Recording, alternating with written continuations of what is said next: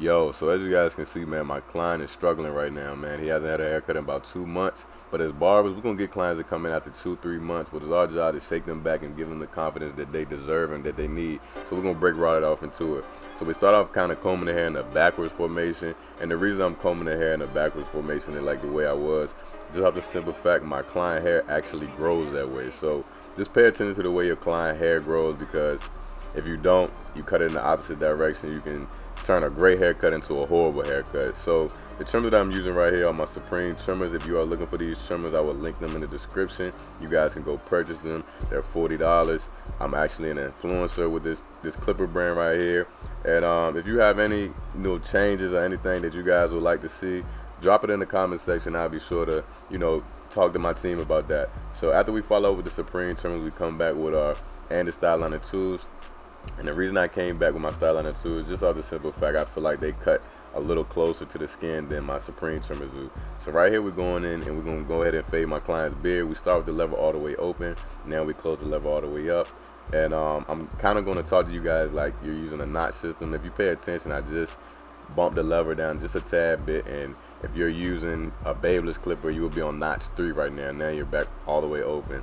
And being that my client beard isn't the longest, I can fade his beard in without using any guards, and that's saving you time on the haircut. So the longer you guys are in the industry and the longer you guys are, just putting up shots in the gym, you know what I'm saying? Y'all figure out tips and tricks to make you guys be able to cut faster, fade faster, and just be able to give a faster service, you see what I'm saying? So after we make sure everything is faded in, we're gonna go off and break right into the table. So we keep that lever all the way open and we go up about 1 inch, keeping everything consistent. As you guys can see, my client hair is kind of not reacting the way that I wanted to, because his hair grows to the back. So after you cut the hair, you want to make sure you're combing it back in a diagonal formation. As you guys can see, I take the clipper and I turned it to that, that like going towards the front of his hairline, because that's the way his hair growing. So it's gonna give me a smoother lay down and a better transition.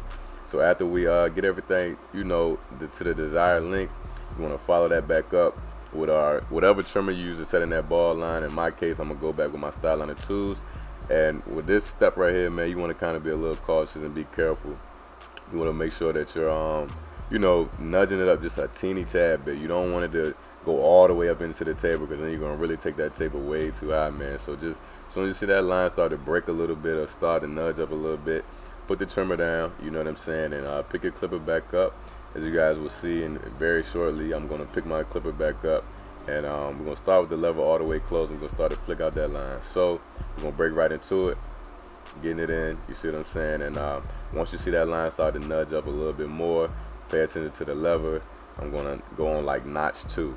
There it go right there. So after that, you can go to notch 3. And one thing that I have found out, man, when it comes to taper, or just taking out that first ball guideline, whether you're using a wall senior, whether you're using a babeless clipper, by the time you hit notch 3, that guideline is going to pretty much be faded all the way out, and you might have to close the lever all the way up and just take out some dark spots, or you might have to open the lever a little bit more. But essentially, by the time you get on notch 3, you're going to fade that line pretty much all the way out. And you see just there, I kind of close the lever all the way back up. So now we go back with our number 3 guard, and we're just debulking, and the lever is all the way open. And the reason I started with my number 3, and as you guys see, his hair got stuck in the guards right there, so pay attention to that, be very cautious, you know what I'm saying?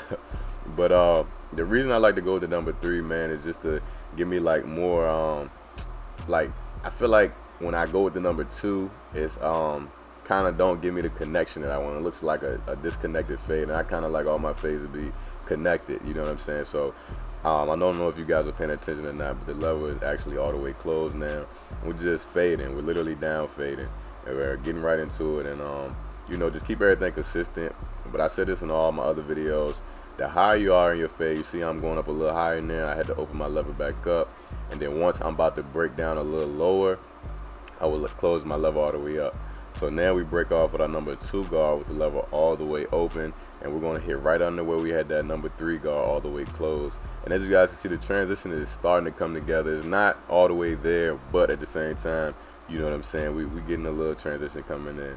But like I was saying, man, you can use the number 2 guard and still get a connected fade, but for myself, I just feel more comfortable breaking out with that number 3 guard and scooping out and creating some type of shape as well as I'm, you know, starting to fade. And it just works for me. You guys can try this. If it doesn't work, you know what I'm saying, you really can't lose, you know what I mean? So now we got the level all the way closed, and we're going right under where we had that number 2 guard, which we still have on open. So just remember, the higher you are on your fade, keep your level open. The lower you are on your fade, keep your level closed, and everything will work in your favor, man. Keep everything consistent. And I'm not gonna lie to you guys, this taper right here has me putting in a whole lot of work, being that my client doesn't have a bad hair grade whatsoever. I don't believe in having a bad hair grade or anything like that. It's just a simple fact, my client hair grows to the back. You see what I'm saying? So it's kind of a little uncomfortable to cut, and it's a little harder to fade, but just keep consistent, stay with your steps, man, and everything will work in your favor.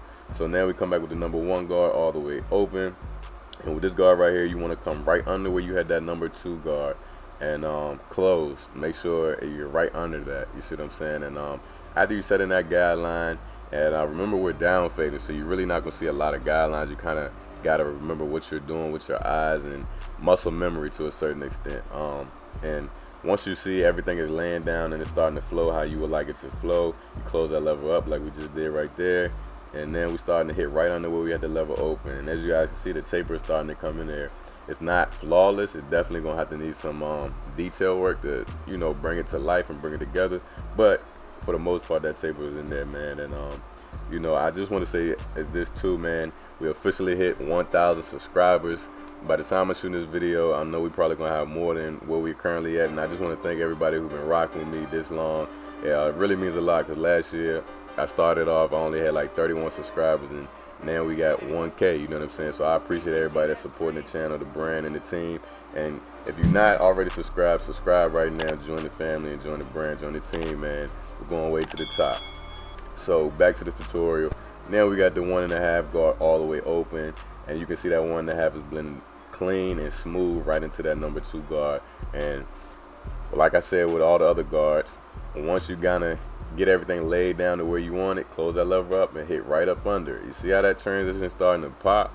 Like I said, man, you're gonna get clients that hair kind of grows all over the place. I have plenty of clients that I haven't ever put on YouTube that their hair just grows in a swirl. You can see some of them on Instagram as well, but just stay consistent, man. Everything will work in your favor, and remember your steps. So right after you come back with that 1.5 guard, you want to come with the number 1 guard once again all the way open. Use the corners. When it comes to fade and taper areas, just any area that is tight, use your corners, utilize your corners. If not, you will take that fade too high, way too high. You see what I'm saying? So use probably, I say maybe 2, maybe 3 teeth of the blade, and everything is gonna start to pop, man. Y'all see the fade is starting to come to life. So now after we come with the number 1, this is probably the most guard that I had a love-hate relationship with. Start with the lever all the way closed, then you want to nudge it, that lever just a teeny bit down. See right there? So like, really, if you're a beginner barber, man, I would definitely say get you a pair of clippers that have a notch system, because this helps you know where you're at in your fade. It keeps you in a balance. It keeps you, you know, just locked in, man. It literally helps a lot. I'm not gonna lie. So being that I've been cutting for a little minute now, this is just kind of like muscle memory. It's not nothing that like I really have to kind of think about. Of course I have to think about it, but you know what I'm saying. And right here we like on notch 3, maybe 4, depending on what clipper you're using, and depending on if your clipper is 0 gap as well. And as you guys can see, man, we're not using the full blade whatsoever. When it comes to this half guard, this 0 guard, whatever you call it, I have never used the entire blade, never. And we all the way open right here, and just utilizing the corners, man. And as you guys can see, man, you can kind of see what I'm saying with the connection with the fade, being that I went with that number 3. So we're gonna break off right into the lining. So right there, what I did, just clean up the extra hair that's hanging over his line. That way he can have a nice predominant line, and the line is gonna last longer. You see what I'm saying? So keep everything natural, keep everything consistent. You don't want to take that neckline in and make it look sharp. Some people have a nice defined neckline, some people don't. But you don't want to chase that line, man, because once that line starts to grow back in, man, it's not going to look good at all. You see what I'm saying? And, you know, and that's the glory of enhancements as well. So if you have a client with a weaker lineup, don't take it back. Have a nice one-on-one conversation with them, and you know, recommend enhancements. And before you learn enhancement, before you use enhancements, excuse me, you kind of want to get the fundamentals down of a nice natural edge up. You see what I'm saying? And just take your time, man. Even with your trimmer, use your corners of your blade, especially when going around the ear. You see what I just did right there? Just cleaning up everything. Now, you guys can see a better angle of that taper right there. The taper is coming together. So, this is a good example right here as well. So, being that my client vertical bar is a little lighter, just off the simple fact it's a high taper, so I didn't leave it as dark because I know my client right here is going to get enhancements. And you don't want to take that line back to make it look sharper. The enhancements are going to make everything pop and come to life anyway. So, y'all let me know in the comment section, man. I think this angle right here with this taper right here, man, it looks good, man. It's definitely fire. And the taper had me working for sure. I can't lie to you guys, man. And so now we're gonna break off into the lining. So what I'm doing right here is pulling his hair back. His hair hanging over the line a whole lot, but you don't want to cut off too much of the hair because then it's gonna take away from the look. So just any hairs you see hanging off, you see how I turn my trimmer upside down, that just essentially was to get the hair that's hanging off so you have a long lasting lineup even when the enhancements wear off. You know, keep combing the hair or brushing the hair, whatever you prefer to do when it comes to the lining. That way, you know, you have a longevity line and the client goes home and combs that front line or combs the whatever the fade, and you know everything is just going to be locked into place and it's not going to go anywhere. So it's not like he getting a 2-for-1. You see what I'm saying? Then just keep everything consistent, man. Follow that line that you already created on the opposite side. So for myself, I said this in plenty of other my videos, I like to start with my vertical bars. That way it kind of just paints the picture for me. That way the straight line on his forehead is already there. And I know a lot of barbers get mistaken with the straight line. A person's forehead is not straight, therefore you cannot technically give them a straight lineup. You see what I'm saying? So it's really all an illusion. You have to make everything just appear to be straight and appear to be equivalent to each other. And you know, everything will work in your favor, man. The lining is definitely something that'll make or break you if you let it. But if you keep that positive mentality, man, and just take your time, man, and don't apply a lot of pressure. Let all your trimmers or whatever trimmer you're using do all the work, man, and everything will work in your favor, man. And as you guys can see, I just, after every few strokes, even if I'm not on that same side like the comb, just off the simple fact, I want to make sure that my clients are long-lasting lineup. So, like I said, in reality, you're going to have clients that come in with a cut like this, but at the end of the day, man, as barbers, we got to make sure that we be able to get into confidence like this. So if you're new, like, comment, share, subscribe, tell a friend, man. And until next time, y'all be blessed.